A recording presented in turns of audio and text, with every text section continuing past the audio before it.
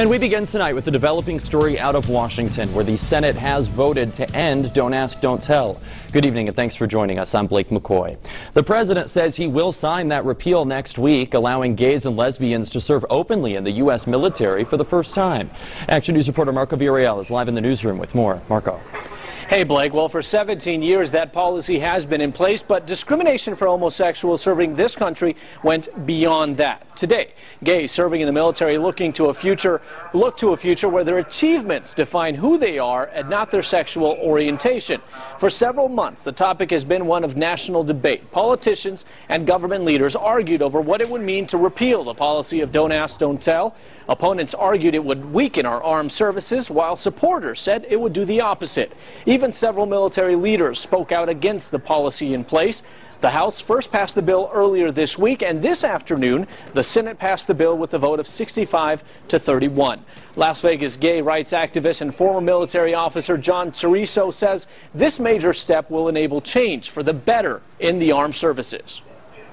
And the folks who were against it, almost all of them don't know somebody who's gay.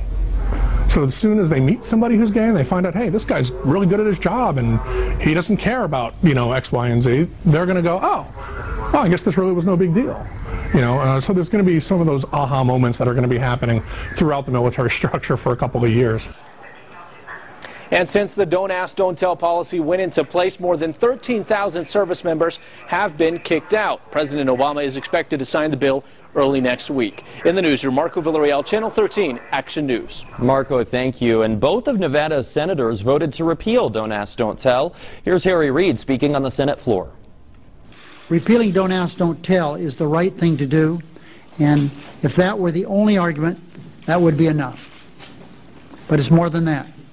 Repealing this policy will make our military stronger. Senator John Ensign was also one of 8 Republicans to break ranks and vote for the repeal. He issued a statement saying, "It is my firm belief that any American wishing to fight and potentially die for this great country ought to be able to do so regardless of sexual orientation."